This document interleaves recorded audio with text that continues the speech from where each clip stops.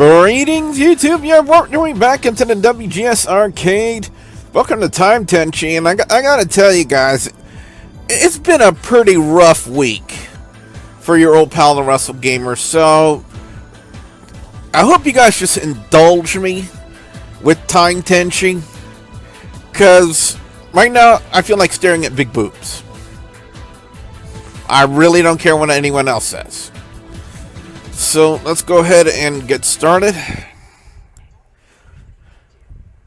The day I turned 18, there was a fire.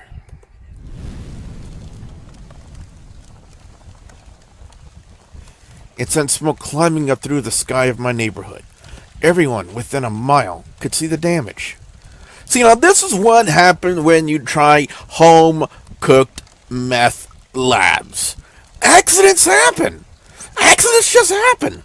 You can't expect anything to go smoothly when you're cooking your own meth.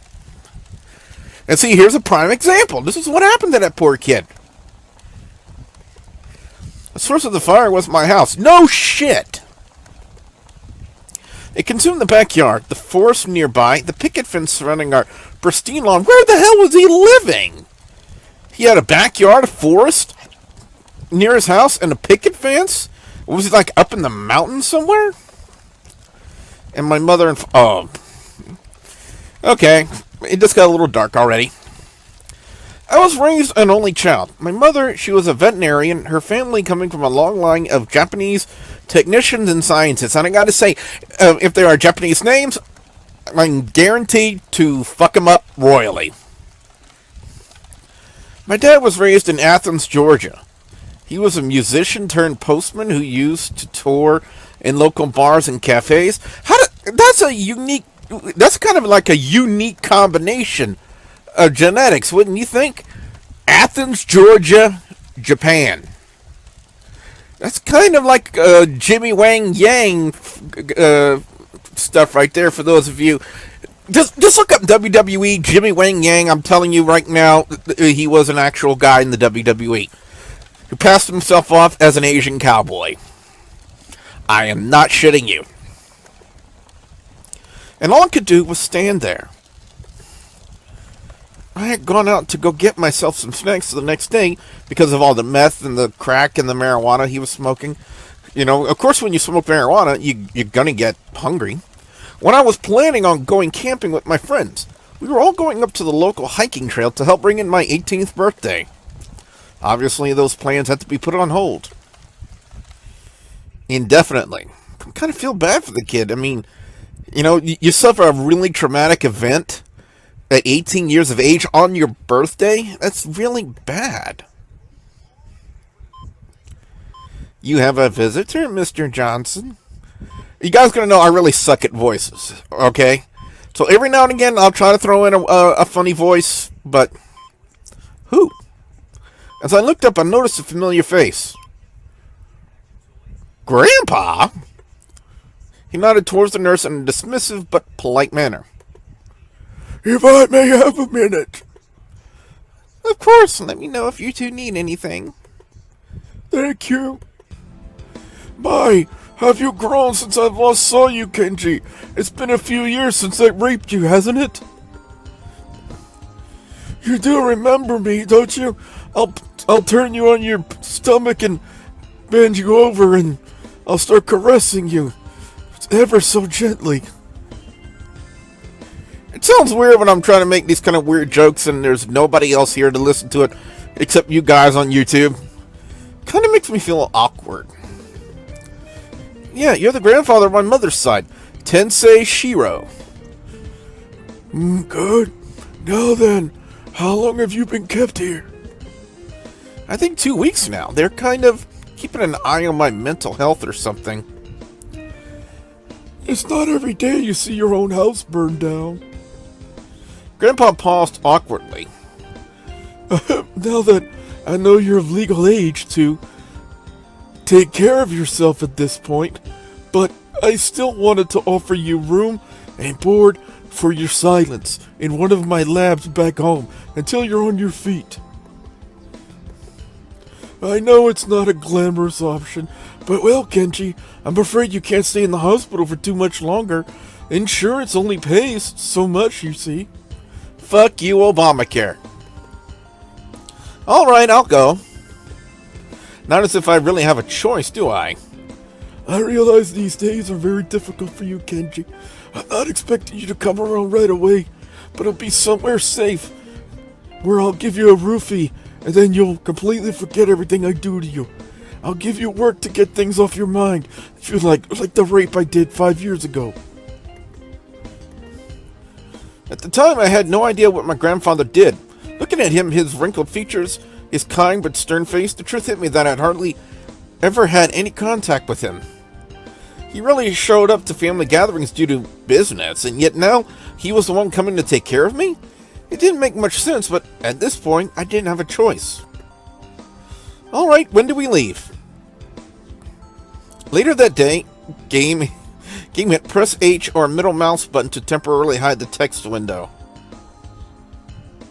Well, in the text window, kind of like the major part of a visual novel, we arrived at the labs Grandpa spoke of. Grandpa and I stood in the elevator for some time, completely silent until Grandpa farted. And then he spoke up.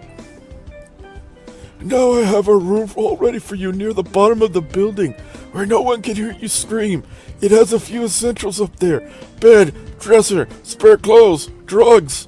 I'll give you the full tour once we get down there, and then I'll show you your room. So you own this place? I built it, actually, with a lot of help, of course. I've been doing my own personal scientific research with a lot of time and family inheritance. And government funding, I assume? Grandpa paused briefly. I've tried to make it as independent as possible. So the government doesn't know about this? How is that? In time, Kenji. For now, you should rest and get settled in. I'll introduce you to my assistants tomorrow. I arrived at my room, and you know what? It's not that bad of a room for a lab. It was tastefully decorated considering the building it was in, and featured white walls with a beige carpet. In it was a wooden dresser, a cabinet, as well as a twin mattress. It was rather inviting, despite being on the small side and inside of a lab facility. On the bed I noticed a small book. Curious, I picked it up. An old photo album? There's a note on it. Dear Kenji, we were able to salvage this from the incident. We thought it was the right thing to let you own it now. We wish you the best in these difficult times. Unsigned. I took the note off carefully and opened the book. So this is all that's left, huh? I sat on the bed looking at the photo album, frowning. Just one photo album survived. I opened the album. These are old, too. My parents' wedding photos. There's me as a toddler. The photo was an image of a small child climbing up a tree. Oh, this is getting sad and depressing now. Man, I was adventurous, wasn't I? I smirked and turned the page. More family photos, Christmas portraits, me in that ugly reindeer sweater. As I turned the pages, I began shaking. Me with some old friends. Wonder what they're up to now. I totally bailed on them that day. Hopefully someone told them what happened. I flipped through more of the pages. This thing was filled out. We didn't have a lot of photos. There were a lot of me. My parents out on vacations, probably before I was born. My dad showing me how to play guitar. He would always sing at campfires. As I looked, little damp marks became apparent on the surfaces of the pictures. My teardrops. I slammed the book shut and set it aside before throwing myself onto the bed. Of all the people that it could happen to, why did it have to be me? As I paused, tears began streaming down my face. More importantly, why did it have to be them? I feel bad. I feel really bad for Kenji. The next morning. Kenji? Sorry, that wasn't my best way to do a snoring sound. It's other than going zzz. Kenji, your grandfather wanted you to get up now. Huh? I don't blame you for being so sleepy, but it's time to get going. Ow! Ick! Oh gosh, I'm so sorry. I didn't mean to hurt you. I was just... God, what did you hit me with? Oh, God. Okay, let's take a moment to examine this situation. One, she's in a nightie, clearly without a top, and clearly she is cold. And two, she's holding an outdated PSP. So why couldn't they put it in a PlayStation Vita? A Vita, I wouldn't mind. A PlayStation P, a PSP, I got some reservations about that. I stared at the girl for a second and she stared back. She was a small, short girl.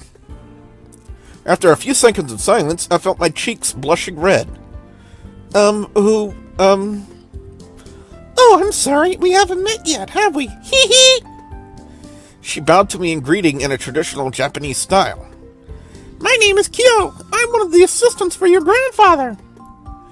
You? But you're so... What? Short? Look, just because I'm not super tall like all the other assistants doesn't mean... No. That's not what I meant. I meant more like you seem so young to be helping my grandpa. Oh, well, thank you, I think. Hee. I know the whole height thing might make me look like 12 or whatever. 12? 12 with ginormous boobs. How about that? Or whatever. But I'm actually all grown up. Seriously. Ooh, I can see the, the eye. Don't worry about it. People do it all the time. You didn't know. Oh, come on. Tensei wants you to see the lab and meet the other girls. Other girls? Well, on that note, guys and gals, Kenji starts to stutter and sweat like I am. We're going to go ahead and call it an episode, and I'm going to go ahead and meet the other girls when we come back to the arcade. So with that being said, I am your friendly neighborhood Wrestlegamer, and I will see you at the next Warp Zone. Bye, guys! Buzzers and alarms started blaring all around us. It's about time she showed back up. I could barely make out the silhouette of Michelle furiously typing and reaching around to operate the several different modems around her. Whoa!